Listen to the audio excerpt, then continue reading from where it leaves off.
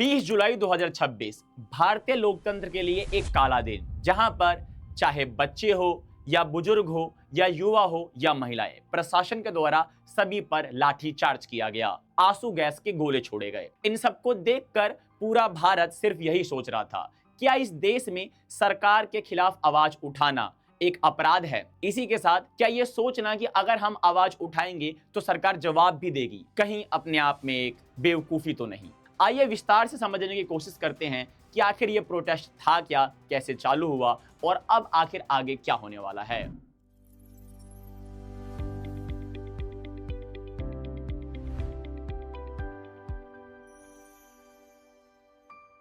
So hello and welcome guys, मेरा नाम है हर्ष, आप देख रहे हैं डीसीसी डिजिटल। इस कहानी की शुरुआत होती है मई 2026 में, जब सुप्रीम कोर्ट के chief justice of India Suryakant ने अपनी एक हियरिंग के अंदर भारतीय बेरोजगार युवाओं को कॉकरोच और पैरासाइट शब्द से संबोधित किया।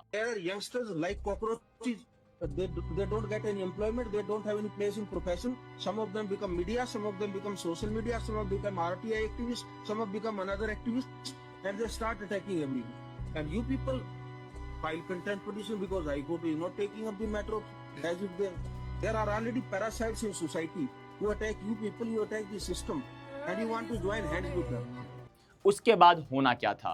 ये शब्द और ये क्लिप पूरे सोशल मीडिया पर फैल गई। तभी देखने को मिला कि पुणे के एक एक्टिविस्ट अभिजीत दीपके ने इसको देखते हुए एक ऑनलाइन कैंपेन की शुरुआत करी, जहां पर उन्होंने सोशल मीडिया पर, चाहे वो इंस्टाग्राम हो, फेसबुक हो या फिर अदर हैंडल्स, एक पार्टी का अकाउंट बनाया जिसका नाम था सीजेपी, यानी कि कोकरोच जनता पार्टी। उनका मैसेज ये था, अगर हमें ये सरकार कोकरोच समझती है तो अब हम कोकरोच के रूप में ही अपनी आवाज को आगे बुलंद करेंगे। काफी सोचने की बात है कि एक ऐसा शब्द जो कि अपने आप में हास्य का पात्र है, हमारे भारतीय युवाओं ने उसी को अपना रूप माना और अपनी आवाज को आगे बढ़ाने का डिसीजन लिया। कुछ ही हफ्तों के अंतर्गत ये सोशल मीडिया पर बनाया गया अकाउंट और ये ऑनलाइन कैंपेन लोगों के बीच प्रसिद्ध होने लगा। हजारों की संख्या में लोग इससे जुड़ने लग गए और धीरे धीरे ये एक इंस्टाग्राम अकाउंट अपने आप में किसी एक मूवमेंट का रूप लेने लग गया। इसी बीच दूसरी तरफ कॉम्पिटिटिव एग्जाम्स के अंतर्गत अकाउंटेबिलिटी की कमी होना और पेपर लीक के मुद्दे सामने आ रहे थे।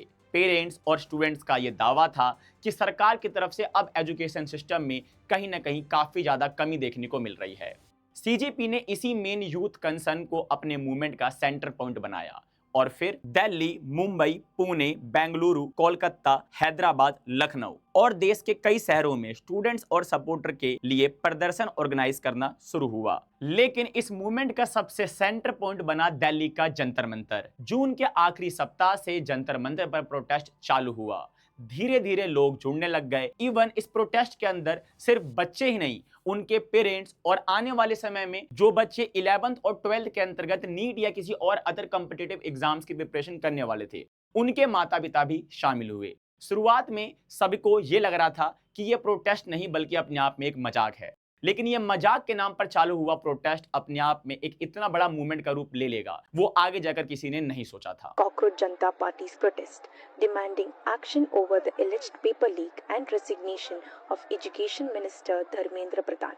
जंतर मंतर पर हर दिन लोगों की भीड़ धीरे धीरे बढ़ती गई और फिर बीच में एंट्री हुई हमारे इंजीनियर सोनम वांगचुक जी की। जैसे ही सोनम जी ने इस प्रोटेस्ट को ज्वाइन किया और अपने हंगर स्ट्राइक को स्टार्ट किया, ये डिमांड रखते हुए कि जब तक भारत के education minister Dharmendra Pradhan resign नहीं देंगे, वो हंगर स्ट्राइक पर बैठे रहेंगे।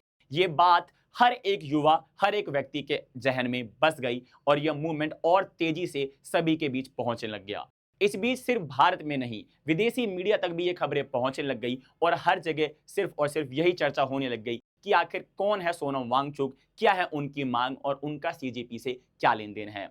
कुछ लोगों के हिसाब से देश में अगर आप सरकार के खिलाफ कुछ आवाज उठाते हैं, गलत को गलत कहते हैं, तो कुछ लोग इस समाज में या फिर कहें कुछ मीडिया और बड़े प्रशासन के लोग उन लोगों को देशद्रोही मानते हैं।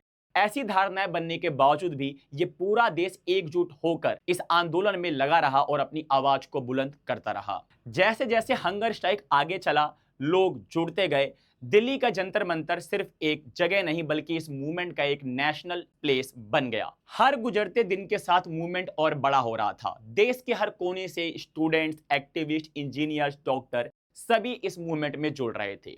इसी बीच ये डिसीजन लिया गया कि अब ये मूवमेंट सिर्फ जंतर मंतर तक ही सीमित नहीं रहेगा, बल्कि अब इस आवाज को पार्लियामेंट तक खुद जाकर पहुंचाना पड़ेगा, क्योंकि सरकार की तरफ से इस बीच कोई भी अपडेट नहीं आ रही थी। ऐसा माना जा रहा था कि सरकार जानबूझकर अनजान बनी पड़ी है और इस मुद्दे पर कुछ भी नहीं बोल रही है। इसके बाद प्रोटेस्ट के ऑर्गेनाइजर्स ने पार्लियामेंट के मॉनसून सेशन के पहले दिन यानी कि 20 जुलाई को संसद चलो का कॉल दिया और यह तय किया गया कि 20 जुलाई सुबह 9 बजे से दिल्ली के जंतर मंतर से संसद चलो मार्च को ऑर्गेनाइज किया जाएगा और पूरा यूथ खुद सरकार के पास पहुंचेगा और अपनी आवाज को पहुंचाएगा। जंतर मंतर में चल रहा कॉकरोच जनता पार्टी का प्रदर्शन अब चलो संसद मार्च के लिए तैयार था। जगह जगह से जुटे कई प्रदर्शनकारी संसद की तरफ कूच की कोशिश कर रहे थे, वहीं तमाम पुलिस और सुरक्षा बल उन्हें रोकने के लिए खड़े थे। दिल्ली की सड़कों का आलम यह था कि प्रदर्शनकारी संसद तक पहुंचना चाहते थे। यहां पर भी सबसे मुख्य मांग जो थी वो यही थी कि जल्द से जल्द हमारे धर्मेंद्र प्रधान जी का इस्तीफा हो और उसी के साथ सरकार जो है वो एजुकेशन सिस्टम में अपनी रिस्पॉन्सिबिलिटी को समझे और अकाउंटेबल बने। फिर उसके बाद होना क्या था, प्रशासन की तरफ से मार्च के ठीक एक दिन पहले दिल्ली पुलिस ने यह साफ कह दिया कि इस मार्च के लिए उनसे कोई भी परमिशन नहीं मांगी गई है और ना ही उन्होंने कोई परमिशन दी है। अगर इसके बावजूद भी कोई भी व्यक्ति इस मार्च का हिस्सा बनता है तो उसके ऊपर सरकार की तरफ से, प्रशासन की तरफ से कार्यवाही की जा सकती थी। सरकार को लगा होगा कि ऐसा कहने से हमारा आज का यूथ रुक जाएगा और लोगों की संख्या इस मार्च में कम हो जाएगी, लेकिन इसका प्रॉपर विपरीत हुआ, यानी कि उल्टा देखने को मिला। जैसे ये स्टेटमेंट दिल्ली पुलिस की तरफ से आई, उसी के बाद रात से ही लोग जंतर मंतर की तरफ पहुंचने लग गए और सुबह तक काफी हजारों मात्रा में लोगों की भीड़ जंतर मंतर पर आ चुकी थी। I plan to go to Parliament tomorrow. Would you be guys joining? Yeah, definitely, I will be joining. और सब इंतजार कर रहे थे सुबह 9 बजे का। प्रशासन की तरफ से बात करें तो उनके तरफ से भी इस मार्च को लेकर पहले से ही तैयारी चालू कर दी गई थी, चाहे वो हैवी बैरिकेडिंग लगाना हो या फिर लाठी चार्ज की प्लानिंग करना हो या फिर आंसू गैस के गोले मंगाना हो, सब कुछ तैयार था। सबकी नजर सिर्फ 9 बजे पर थी और देखना यह था कि क्या ये प्रोटेस्ट सक्सेसफुल होता है या फिर नहीं। और फिर बारी आती है 20 मार्च के सुबह 9 बजे की, जब यह प्रोटेस्ट अपना मेन रूप लेता है और सब जगह पूरे दिन सिर्फ यही खबरें चलती है कि अब आखिर क्या हो रहा है जंतर मंतर पर। लोगों की इतनी भीड़ देखते हुए पहले से ही प्रशासन ने सारी प्लानिंग कर रही थी, इसलिए पार्लियामेंट के आसपास बीएनएस की धारा 163 के तहत ऑर्डर दिए गए थे। दिल्ली ट्रैफिक पुलिस ने भी एडवाइजरी जारी करी, लोगों को सेंट्रल दिल्ली के रूट अवॉइड करने की सलाह दी गई। मेट्रो स्टेशन से भी बहुत सी ऐसी क्लिप्स है जहां पर ये देखने को मिला कि किस तरीके से बाकी राज्यों से जो लोग दिल्ली के जंतर मंतर पर आ रहे थे उन्हें मेट्रो स्टेशन पर ही रोक दिया जाता था, एग्जिट गेट को बंद कर दिया जाता था और उन्हें जंतर मंतर पहुंचने ही नहीं दिया जा रहा था। शायद तभी सबको ये लगा कि सच में ये दिन कहीं ना कहीं लोकतंत्र के लिए एक काला दिन ही है। लोगों का आक्रोश बढ़ता जा रहा था और सभी अहिंसा से कहीं ना कहीं हिंसा की तरफ जाने वाले थे, लेकिन अब तक कोई भी प्रोटेस्टर इस कदम पर नहीं बढ़ा था। इस बीच पुलिस लगातार अनाउंसमेंट के थ्रू ये साफ कर रही थी कि उनसे कोई भी परमिशन नहीं मांगी गई है इस प्रोटेस्ट के लिए और ना ही उन्होंने कोई परमिशन दी है। लेकिन हमारा युवा अब कहां सुनने वाला था। धीरे धीरे लोगों ने उन सारे बैरिकेड्स को तोड़ना चालू किया और संसद की तरफ चलना स्टार्ट किया। फिर क्या होना था, फिर इस पूरे प्रोटेस्ट में हमें देखने को मिला पुलिस और जनता का face off, police action, injuries and detentions और नेशनल हेडलाइंस। चाहे बच्चे हो या बुजुर्ग या युवा या महिलाएं, सभी पर पुलिस ने अंधाधुंध लाठीचार्ज किया। इतना ही नहीं, जो रिपोर्टर्स ऑन ग्राउंड वहां पर रिपोर्ट कर रहे थे, भीड़ में उन पर भी लाठियां बरसाई गई और वो भी जख्मी हो गए। इस बीच गवर्नमेंट की तरफ से भी रीच आउट करने की कोशिश करी गई, जहां पर यही खबर आई कि ये नेगोशिएशन में दिल्ली पुलिस ने लगभग 3 घंटे लगाए और लगभग 10:30-11 बजे के आसपास पहली बार उन्होंने बोला कि आपके जो भी डेलीगेशन है वो जेपी नड्डा जी से जाके मिल सकते हैं। 11:15 के राउंड और उसी समय के राउंड सौरभ ने सबसे पहले ट्वीट भी किया था कि हम लोगों को जेपी नड्डा जी से मिलने के लिए बुलाया गया है और हम लोग 11:15 बजे के करीब पहुँचे। 2 बजे तक हमें बिठाए रखा गया, कोई रिस्पॉन्स नहीं आया। 2-2:15 बजे के राउंड वो आए, उन्हें हमने जो भी हमारी डिमांड्स थी वो वर्बली बताई। फिर 4 बजे एक और सेकंड राउंड डिस्कशन हुआ जिसमें उन्होंने जो भी हमारा रिटर्न वही डिमांड्स रिटर्न फॉर्म में ली, कोई अपडेट नहीं दी। फिर 4 जिसमें हमारी फोन पे बात हुई थी, resignation, release of Wangchu and compensation. फिर हमें लगातार अलग अलग जगहों से कॉल आ रहे थे, तो 4 बजे के अराउंड फिर हम लोगों ने डिसीजन लिया कि हम लोग को वापस साइट पे जाना ज़रूरी है, क्योंकि यहाँ पे सारे लोग मौजूद थे। जगह जगहों से हमें खबरें आ रही थी कि बहुत ज़्यादा ब्रूटली बच्चों को मारा गया है, उन पे लाठीचार्ज हुआ है। तो 4 बजे के बाद से हम लोग वही वापस जंतर मंतर पर मौजूद हैं, लेकिन अभी तक सरकार की तरफ से कोई अभी तक ऑफिशियल रिस्पॉन्स नहीं आया है। पूरे मीटिंग का मेन कंक्लूजन यही निकला कि सरकार ने डिमांड्स पर बात करने पर विचार दिया है, लेकिन मूवमेंट को तुरंत खत्म होने पर कोई भी सहमति नहीं जताई है। और उसके बाद ये मूवमेंट फिर आगे कंटिन्यू रहा और रात तक हमें ऐसी खबरें आई कि कहीं पर कुछ लोगों को घायल किया गया, तो कहीं पर कुछ बच्चों को घायल किया गया, तो कहीं पर कुछ बुजुर्गों को भी घायल किया गया। वहीं दूसरी ओर सोनम जी को दिल्ली के सफदरजंग अस्पताल में रखा गया था। प्रोटेस्टर्स और सोनम जी का यह आरोप था कि उनको मेडिकल कंडीशंस के लिए नहीं बल्कि प्रोटेस्ट में शामिल ना होने के लिए डिटेंशन के रूप में उस अस्पताल में उनको कैद किया गया है। लगातार सोनम जी की तरफ से ये खबरें आती गईं, चाहे वो उनके द्वारा चिट्ठियों के द्वारा बताना हो या फिर उनके वाइफ के द्वारा अपडेट देना हो कि सोनम जी अभी भी हंगर स्ट्राइक पर बने हुए हैं। साथ ही में साथियों, आपको याद होगा इस पूरे प्रोटेस्ट के अंतर्गत सिर्फ सोनम जी ही नहीं, उनके अलावा और भी काफी सारे छात्र भी हंगर स्ट्राइक पर बैठे थे।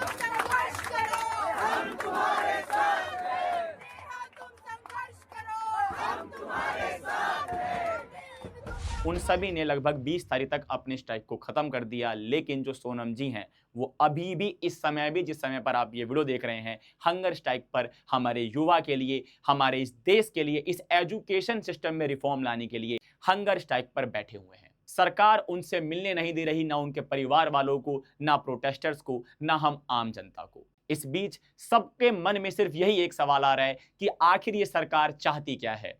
क्या समाज में अपने हक को मांगना गलत है या फिर जो चल रहा है उसे चलने देना चाहिए? इस पर क्या आपके ओपिनियंस है, कमेंट सेक्शन में जरूर शेयर कीजिएगा। साथियों, इस प्रोटेस्ट को अलग अलग नजर से भी देखा गया। कभी ये दावा किया गया कि ये पार्टी भी है टेररिस्ट की, कभी ये दावा किया गया कि ये तो छात्र हैं ही नहीं, ये बस विरोधी लोग हैं, देश हित में काम नहीं करना चाहते, इसलिए प्रोटेस्ट कर रहे हैं। जंतर मंतर पर एक कॉकरोच जनता पार्टी आई है, वो भी अपना प्रदर्शन कर रही है इसी मुद्दे को लेकर के, उस बारे में आप क्या कहेंगे? ये तो दहशतगर्दों का बी टीम है, जिन लोगों को प्रजातंत्र ने सरे से अस्वीकार किया, वो छद्म रूप में आके इस प्रकार की व्यवस्था के पीछे पड़े हैं। जो लोग देश को तोड़ने वाले लोगों की नारा लगाते हैं उस जगह पे, ये सब आइडेंटिफाइड हो चुके लोग है कौन, मुद्दा क्या है, क्यों करना चाहते हैं। ये कुछ लोगों को देश की प्रगति में भरोसा ही नहीं है। लेकिन आप सभी को पता है, जब 20 तारीख आई और हम सबके पास क्लिप्स पहुंचना चालू हुआ, जंतर मंतर की फुटेजेस आई, तो वहां पर खड़ा हुआ एक एक व्यक्ति कहीं ना कहीं खुद को ये महसूस करा रहा था कि मैं भारत का हूं, मैं भारतीय हूं और मैं अपने हक को मांगने आया हूं। इसी के साथ सभी के मन में सिर्फ अभी भी यही सवाल चल रहा है कि क्या ये प्रोटेस्ट सक्सेसफुल हुआ या नहीं। मुख्य खबरों की बात करें साथियों, तो ये खबर सामने आई कि जो हमारा संसद मार्च था वो संसद तक नहीं पहुंच पाया, बीच में ही उसको रोक दिया गया। जिस बीच अभिजीत दीपके जो हैं, जो कि हमारे फाउंडर हैं सीजेपी के, उन्होंने मीडिया के सामने ये बताया कि सरकार भले ही आज के युवा को ना समझे, उसकी केयर ना करे, लेकिन उनके नज़र में सबसे महत्वपूर्ण अगर इस देश के लिए कोई है तो वो हमारा यूथ है। ये बहुत ही दुखद बात है। हम चाहते थे सोनम सर अपना आज हंगर स्ट्राइक तोड़े, क्योंकि उनकी हंगर स्ट्राइक को आज 23 दिन हुए हैं और उनकी तबीयत बहुत ही ज़्यादा खराब है। लेकिन आज जो पुलिस ने हरकत करी और आज जो सरकार ने स्टूडेंट्स को जानवरों से भी बदतर ट्रीट करा और मारा है, उसके बाद सोनम सर ने डिसाइड किया है कि वो अपनी हंगर स्ट्राइक जारी रखेंगे। इसलिए सीजेपी ने खुद ये डिसीजन लिया और बीच रास्ते में ही उन्होंने कहीं ना कहीं इस मार्च को रोक दिया। इसका मतलब ये बिल्कुल भी नहीं है कि सीजेपी का प्रोटेस्ट खत्म हो गया है। सोनम जी का हंगर स्ट्राइक अभी भी चल रहा है, भले ही वो हॉस्पिटल में है, उनको निकालने की कोशिश करी जा रही है, लेकिन सरकार निकलने नहीं दे रही। इसी के साथ अभी भी बहुत से प्रोटेस्टर जंतर मंतर पर खड़े हैं, स्टेज भले ही टूट गया हो पर नए डिसीजंस लिए जा रहे हैं। इस बीच साथियों, सबकी अपनी अपनी राय थी इस प्रोटेस्ट के ऊपर। अगर बात करें हमारे टीम यानी कि डीसीसी की, तो हमारे लिए एक देश में सबसे टॉप प्रायोरिटी पर स्टूडेंट्स आते हैं, उसके बाद पॉलिटिक्स होती है। एजुकेशन सिस्टम में बदलाव की आवश्यकता हर वो व्यक्ति समझ सकता है, महसूस कर सकता है जो इससे जुड़ा हुआ है, चाहे वो टीचर्स हो, चाहे वो स्टूडेंट्स हो, चाहे वो एक्सपर्ट्स हो। सबको पता है इंडियन एजुकेशन सिस्टम में कहीं ना कहीं अभी बहुत सारी कमियां हैं और सबसे पहली कमी तो भैया अकाउंटेबिलिटी की है। सरकार ये मानने को ही तैयार नहीं होती कि उनके तरफ से कोई गलती हुई है। पूरा समाज इस प्रोटेस्ट में ये कह कर थक रहा है, बार बार बता रहा है कि आप सिर्फ ये एक्सेप्ट करो, ये मानो कि आपसे गलती हुई है और हमें एश्योरेंस दो, हमें भैया ये बताओ कि अब आखिर आगे आप इसको कैसे सुधारोगे। लेकिन सरकार इस चीज के विपरीत पूरी तरीके से इस मुद्दे को अनदेखा करने की कोशिश कर रही है। भले ही गवर्नमेंट की तरफ से जेपी नड्डा जी के द्वारा एक मीटिंग कराई गई, लेकिन उस मीटिंग का अब तक कोई भी मेन रिजल्ट सामने नहीं आया है। बल्कि प्रोटेस्टर्स का तो यही क्लेम है कि सिर्फ ये गुमराह करने की कोशिश करी गई थी, जो मेन हमारे सीजेपी के फेसेस हैं उनको सीजेपी प्रोटेस्ट से अलग करने की कोशिश करी गई थी, इसलिए इस मीटिंग को ऑर्गेनाइज किया गया है। क्योंकि अगर कुछ निर्णय निकलना होता, कुछ कंक्लूजन आना होता, तो वो अब तक आ चुका होता, जो कि नहीं आया है जिस समय पर हम ये वीडियो रिकॉर्ड कर रहे हैं। साथियों, डीसीसी भी अपने आप में एक ऐसा एजुकेशनल इंस्टीट्यूट है जो कि काफी सालों से हमारे बहुत से स्टूडेंट्स को इंस्पायर कर रहा है, पढ़ा रहा है। इसी के साथ बीते कुछ सालों से आप देख सकते हैं हम लोग डिजिटल भी ये प्रयास करते रहते हैं कि एजुकेशन सिस्टम को किस तरीके से बेहतर बनाया जा सके। एक धर्म, एक जाति और एक अपना स्वार्थ सब बाद में आता है, पहले ये देश आता है, देश के लोग आते हैं और हमारी शिक्षा व्यवस्था आती है। अंत में जाते जाते मैं सिर्फ इतना ही कहना चाहूंगा कि चाहे हम कितने भी डेवलपिंग बन जाएं, चाहे हमारे देश की जीडीपी कितने भी टॉप पर आ जाए, अगर इस देश का एजुकेशन सिस्टम अच्छा नहीं है, सरकार में अकाउंटेबिलिटी लेने की सहन शक्ति नहीं है, तो इस देश का टॉप पर जाने का कोई बेनिफिट नहीं है, कोई लॉजिक नहीं है। बाकी आप अपने ओपिनियंस कमेंट में जरूर बताइएगा। हम फिर मिलेंगे आपको किसी और एजुकेशनल कंटेंट के साथ। तब तक के लिए धन्यवाद।